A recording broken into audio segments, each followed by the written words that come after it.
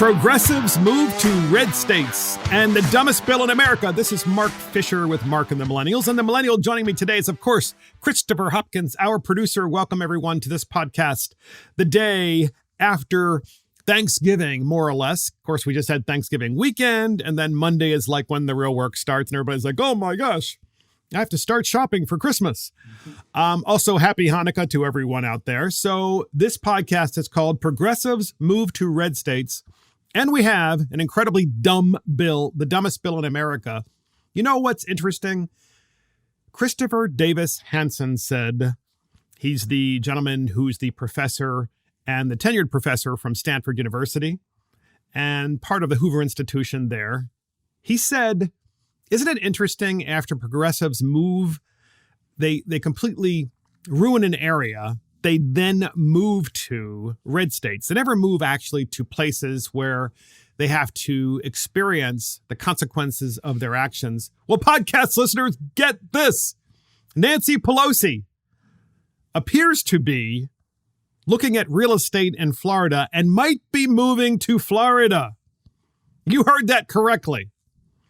So there is an article that has been out there in a number of places where Nancy Pelosi, and it has been verified, is seriously looking at and may actually have a contract on a $25 million home on the ocean in, I think it's Jupiter Island, Florida, which is right on the east coast of Florida, right on the ocean. It's 2.5 acres. Imagine, by the way, having 2.5 acres on the ocean in Florida. $25 million, an astounding 255 feet of direct ocean frontage. Recent renovations being a delightfully new, bright, and open field to this gracious, I feel like a real estate agent, 2-story residence over 10,000 square feet. Includes an open, chef-inspired gourmet kitchen, custom wine cellar, private elevator, 6 bedrooms, split floor plan, providing maximum privacy for your master retreat, while providing guests with 5-star accommodations. So Nancy, of course, she's probably going to need a really big refrigerator too for her very special ice cream. Remember that? This is a $25 million home on Jupiter Island, Florida, and it's right on the ocean. This tells you something really interesting, podcast listeners, and that is, why is it that Nancy Pelosi is looking, and she is indeed looking, we're not sure if she is moving there and is going to actually follow through and buy it. Why is she looking at a $25 million home in the state of Florida when she lives in San Francisco in California? And the answer, of course, is kind of obvious, but maybe not so obvious. Like, don't you think that you can live really well in San Francisco and kind of be protected from all of the consequences of your policy decisions by having, large walls and gates and so forth? And the answer is, well, apparently not if you're Nancy Pelosi. You have decided that you can't even walk out of your house and be safe anymore because of the policy consequences and of, being in office your entire adult life. So therefore, you've decided that you're going to probably move to Florida. So podcast listeners, there's a lot more to this than just conjecture or speculation.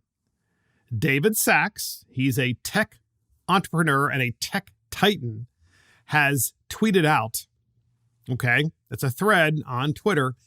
David Sachs says this on Twitter: I have a pitch for a sitcom. A progressive Speaker of the House, using insider trading gains, retires to a rich Florida community filled with the very people she used to demonize and moralize against, including a former president and top golf pro. Hijinks ensues. Too unrealistic? So that's David Sachs, who is a tech titan who himself made a fortune in the Silicon Valley area of San Francisco.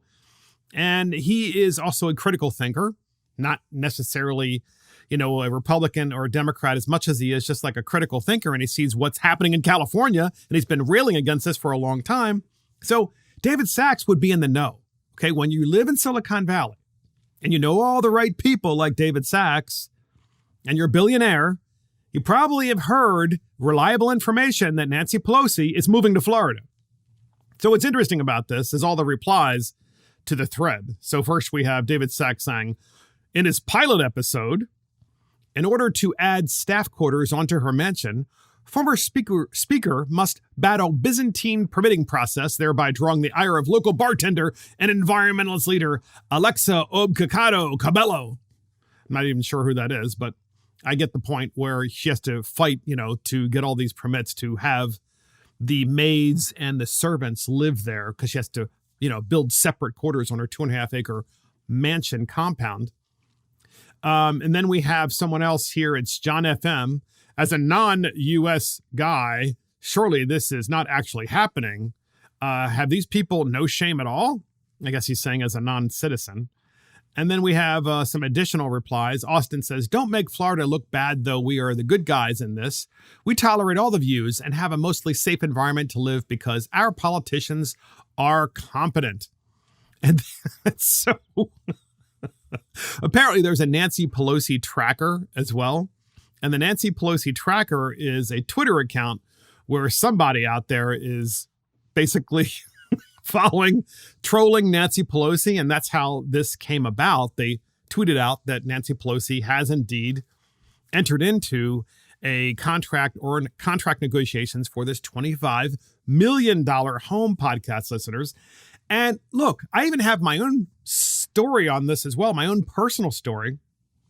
In the state of Maryland, where I serve in the House of Delegates. I don't like to talk about that too often, but I do. I serve, sadly, as a conservative in the state of Maryland, fighting the good fight against the Marxists that run the state.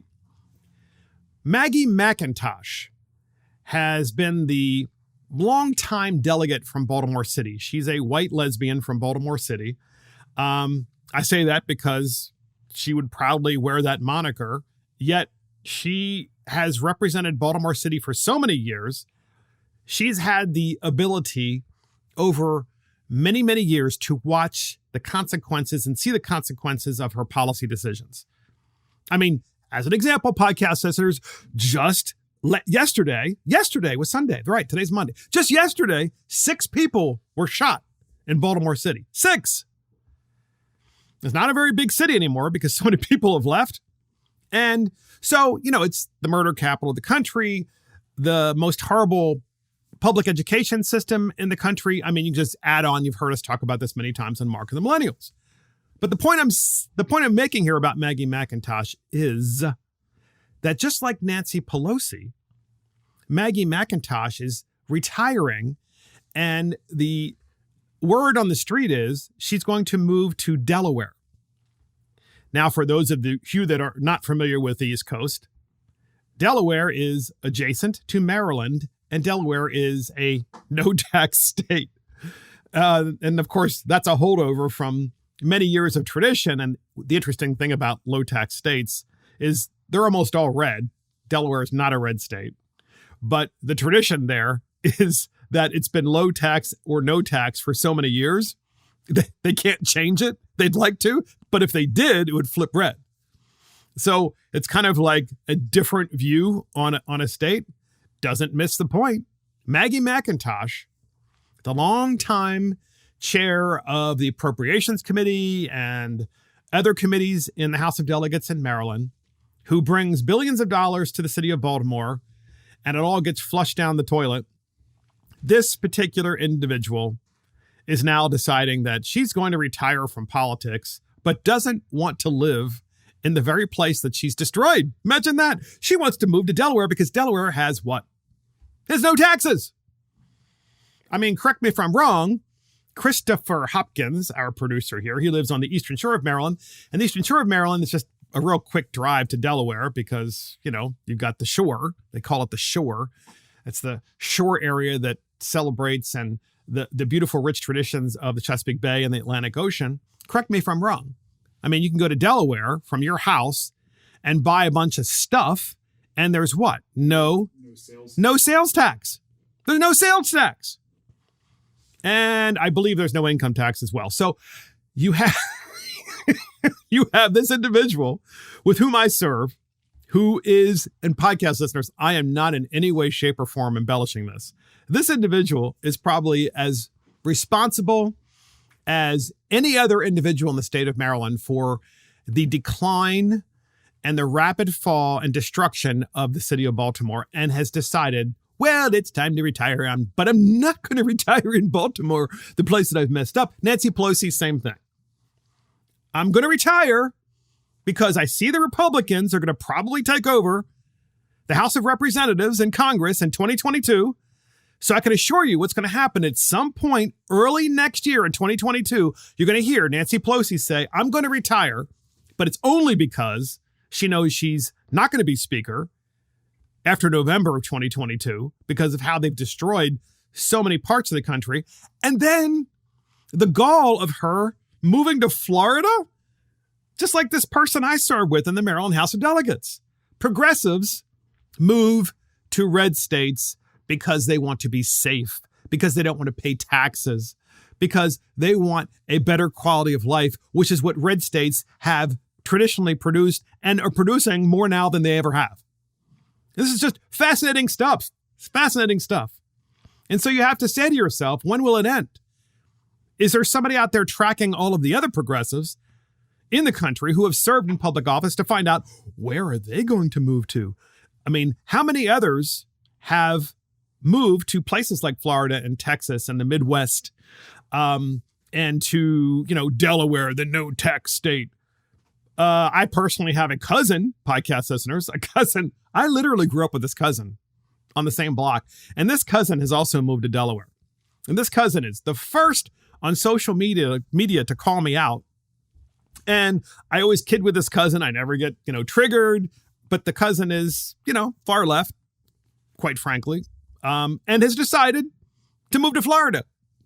No, Delaware. She moved to Delaware. That's what it is. She moved from Maryland, a blue state with high taxes, to Delaware. And so she's lived, by the way, if you live in Maryland, you can also live on the ocean. You can buy a condo in the ocean. There are plenty of places to do that along the Atlantic seaboard in Ocean City, Maryland. And where else? Or on the bay, right? As Christopher said, on the bay.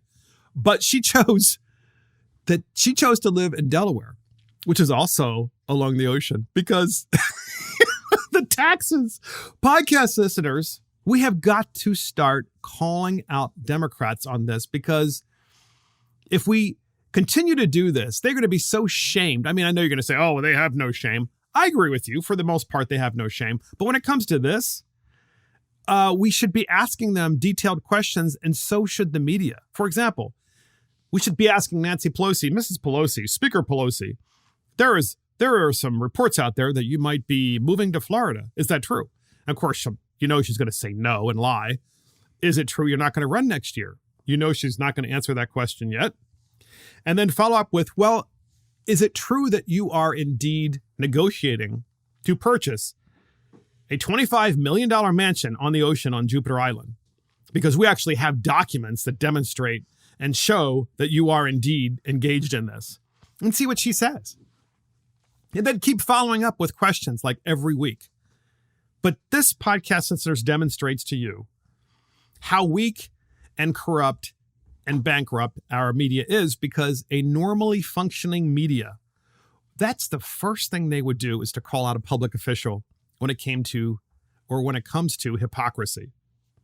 And that is exactly what the people at a minimum want to see. They want to see their media go after public officials when they are saying one thing and doing another. That is the best, right? I mean, that's one of the reasons why we call out the dumbest bill in America. We have the dumbest bill in America for that reason, because it demonstrates so much hypocrisy, and it demonstrates that government is just too big, and we will get to that. But next up, podcast listeners, Minnesota Public School District tried to charge concerned parents more than $900,000 for records. A public school district in Minnesota, and this, by the way, is in the Daily Caller.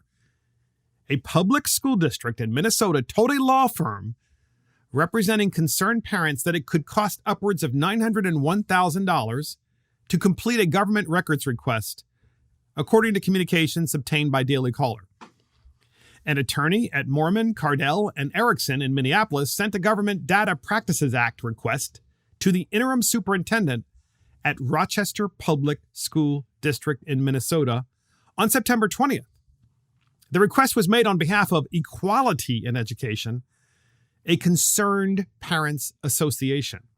The request asked the Rochester Public School District to release information on the development of curriculum, conferences, or seminars for teachers and students related to equity and social justice topics often referred to as critical race theory.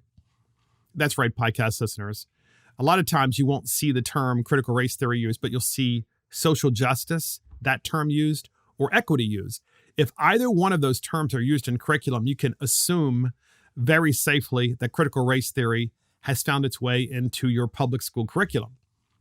The request called for records dating back to January 2020 in elementary, middle, and high schools, according to the Mormon, Cardell, and Erickson letter. Specific words that the group was concerned about included equity, social justice, cultural competency, race, intersectionality, or CRT. Many of these concepts are linked to the core tenets of critical race theory. Quote, Equality in Education asked the school district to provide the record by December 15 through the organization's legal representation and said it would be open to a deadline extension so long as the district kept the organization updated. On November 12th, just this month, an attorney representing the district said that it would cost Equality in Education $901,000 to obtain those records.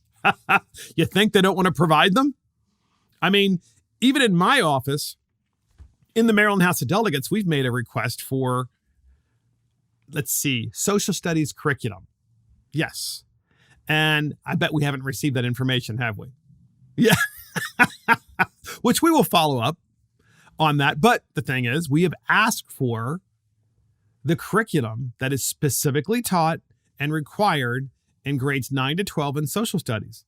And let's face it, podcast listeners, that is one of the many places where this CRT, equity, social justice stuff is put into place. And so we have a district, the Rochester School District in Minnesota, who is saying, well, you need to stroke a check for $901,000 in order for us to be able to make copies of the curriculum.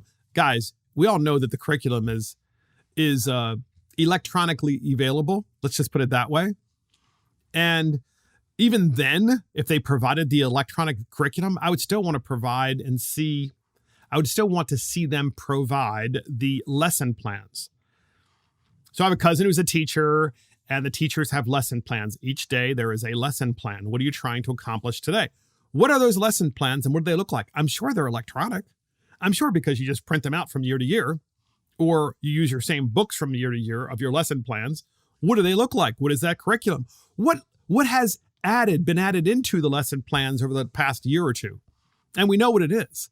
It's the CRT nonsense. And so you have to say to yourself, why is it that only in these blue states where they actually want to charge you and they try to hide the ball of the curriculum? And I'm not saying that CRT and equity and social justice aren't being taught in red states, because they are, and they're certainly being taught in red counties. And once again, it's because the conservatives go to work every day and they're busy people and they just don't, for whatever reason, spend time looking at the curriculum because in many cases they're just busy, right? They're busy working, they're busy living their lives, they're busy paying their taxes, raising their families, and they trust the system. And I think the real wake-up call here, as we've talked about before, is it's time that conservatives no longer trust the public education and government school system. They need to actually look specifically at the curriculum itself to find out not just what is being taught, but what is being omitted. What has been removed in order to teach this social justice stuff? So next up, podcast listeners, we have Go Woke or Go Broke. That's right. We have a Go Woke, and it's a good one. New Hampshire high schooler was allegedly suspended for saying there are only two genders. And he sues the school district. Podcast listeners, you heard that correctly. A New Hampshire high schooler was allegedly suspended for saying there are only two genders and sues the school district. A New Hampshire student athlete is suing his school district after he was suspended from a football game, so he was indeed suspended from the football game, for allegedly expressing his views that there are only two genders. The lawsuit, filed in Rockingham Superior Court on November 4th, alleges that the September suspension violated the student's constitutional right of free speech and the New Hampshire Bill of Rights because he expressed his religious beliefs. I'm not really sure why you would be expressing religious beliefs by saying there are only two genders, because I thought that was whatever. The plaintiff is also aiming to block the enforcement of Exeter High School's gender nonconforming students policy because of what he says is its infringements on his First Amendment rights. Fox News has reached out to Exeter High School, which referred all questions to the school district. The school district did not immediately respond to Fox News' request for comment. Yeah. So the district's policy on transgender and gender nonconforming students. What is a nonconforming student, by the way? Just gender non, like you're not a male or female. Okay. So a nonconforming student means you're neither sex. All right. So you're like a eunuch. Requires that all programs, activities, and employment practices be free from discrimination based on sex, sexual orientation, or gender identity. So apparently that's the district's policy.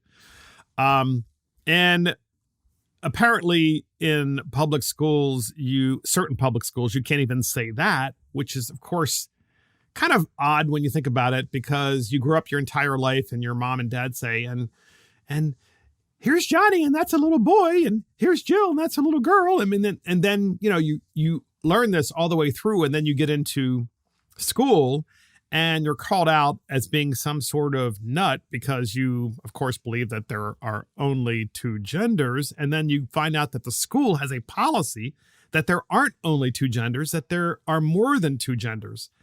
And this is the place that's supposed to be educating your child. I mean, why would you even want to go to science class in that school? So next up, podcast listeners, Dave Chappelle torches high school students. I had to add this to the podcast today.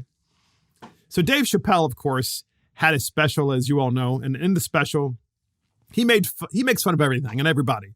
And he most definitely makes fun of conservatives, and he also makes fun of progressives and everybody in between. But it doesn't matter because there's only one side that wants to cancel Dave Chappelle, and that would be the left. So Chappelle went back to his alma mater where he went to high school. And what's interesting is that alma mater is in Washington, D.C. A lot of people don't know that about Dave Chappelle, that he went to D.C.'s Duke Ellington School of Arts for high school. So he was invited back to speak. And as you can imagine, the invitation came after he had his Netflix special, where people at Netflix, including employees and even some management, wanted to cancel him, I think, which is, of course, absurd. And so many others wanted to do that as well. He's a comedian. He's supposed to make you laugh. So anyway, Duke Ellington School of Arts invited him. And here is the article, and this is in the Daily Wire by Ryan Saavedra. It's actually really well written. Comedian Dave Chappelle reportedly mocked several students. Can you imagine? These are high school students. He mocked several students at his high school alma mater while he performed there on Tuesday after the students got mouthy with him in front of the crowd. Chappelle performed in front of nearly 600 students during a surprise visit to D.C.'s Duke Ellington School of the Arts, which came after the school reportedly canceled a fundraiser involving Chappelle after some leftists complained about the jokes that he made about transgender people during his Closer special on Netflix. One of the students told Chappelle during a question and answer session that he was a bigot. Can you imagine? This is a high school student, ladies and gentlemen. So one of the students told Chappelle during a Q&A session that Chappelle was a bigot, adding, quote, "I'm 16 and I think you're childish. You handled it like a child."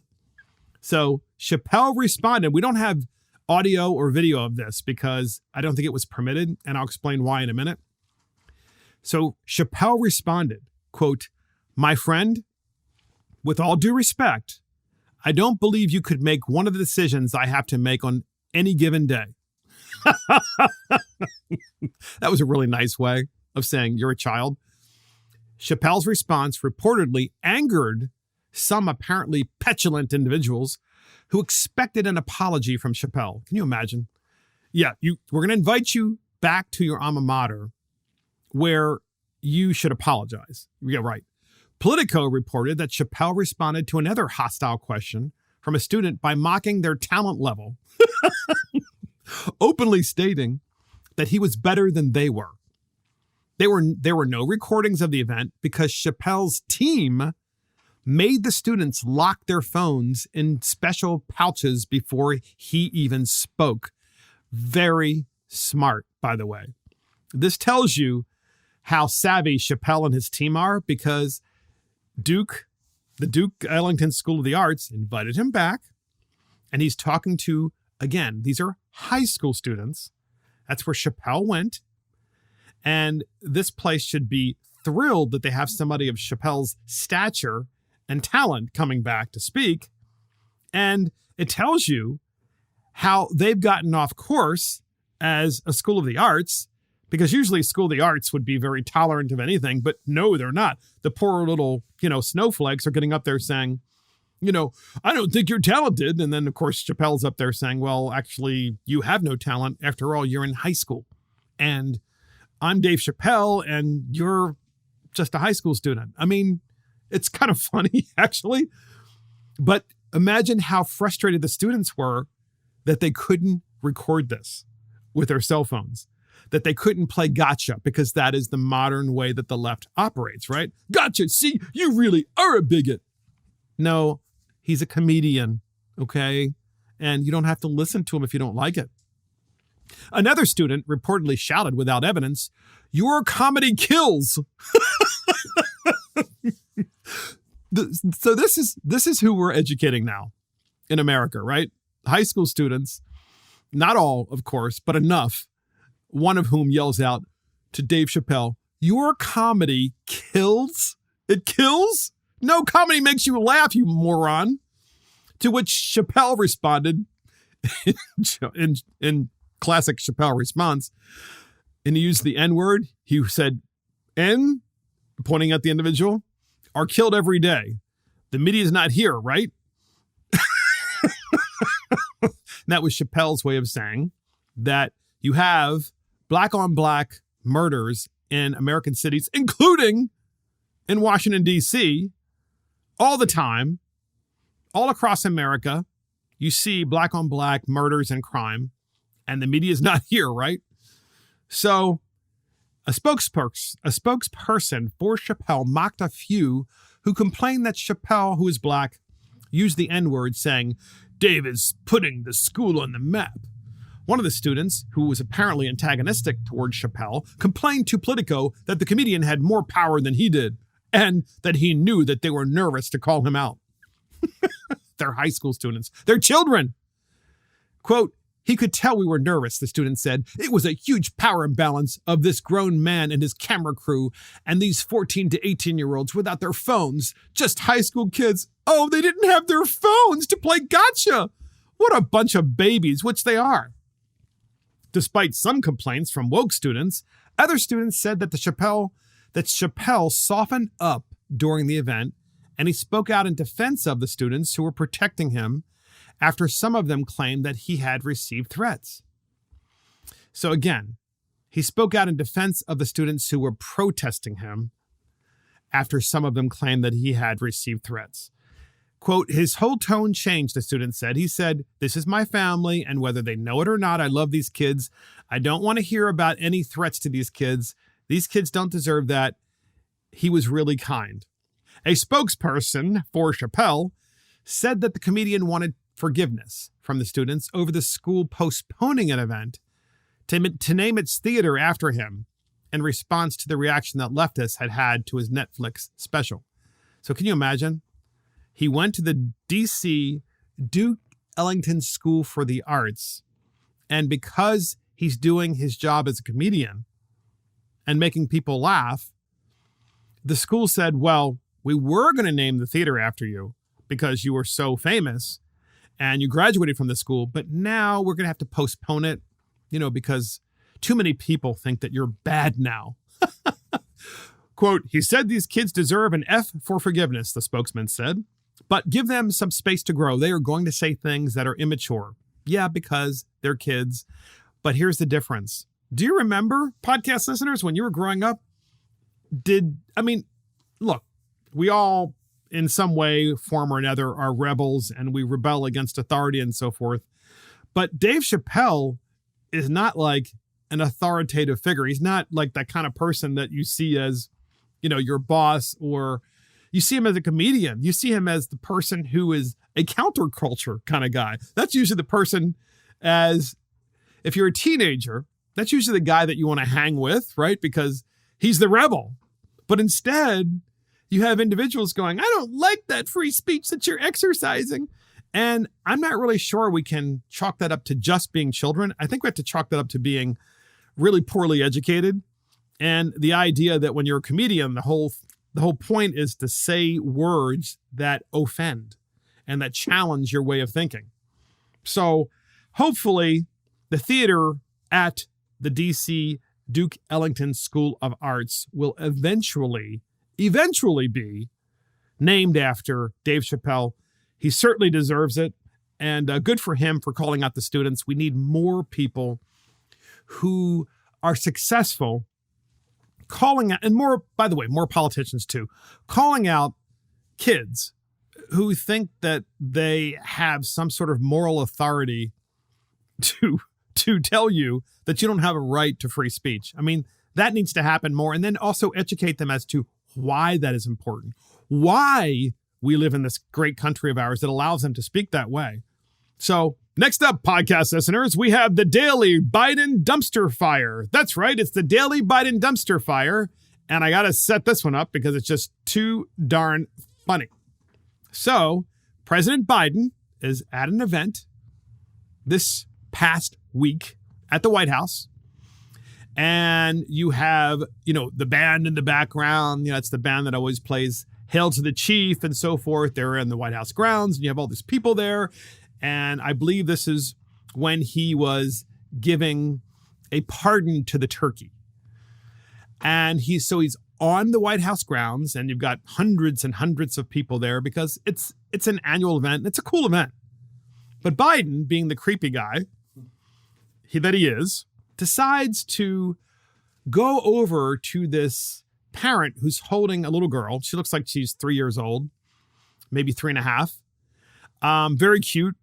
And he decides, out of all of these people that are there, to just kind of focus on her, which is incredibly creepy. And then he just kind of pokes her on the arm, kind of by the shoulder. And he pokes her in a way of like, hey, look, if you're a dad, if you've ever been a dad, and Biden has certainly been a dad, he probably was never around. But if you've ever been a dad, this is what you do know. When there is a kid, like a young kid, and the young kid is like 4 years old or younger, and they're in their mom and dad's hands, what you don't do is touch the kid. Okay. You just don't do it. You can talk to the kid. That would be cute. And joke with the kid and say hello, but you don't like poke the kid. You don't touch them. Just don't do that. Well, Biden did it anyway. And podcast listeners, the response is why this is the Daily Biden Dumpster Fire, because the kid, the kid, after she gets poked by Biden, his finger is just touching her barely. And she lifts up her arm, like, get away from me, and like shields him from her and like pushes him away. As I think any kid probably would, but it's even creepier that it's Joe Biden and it's a young girl because of his long history of smelling people in the neck. And that was the next thing he was going to do if she didn't push him away, potentially. So We have only the audio from this and the video. I mean, my point is there are no words that are being spoken, but we have to play this because if you're watching, it's epic to watch. And if you're listening, you can just tell. Think about this. There are hundreds of people that are there. He could talk to any one of them, but instead he hyper focuses on this 3.5-year-old little girl in the hands of her parent and then decides to touch the little girl. We have that clip, and here it is.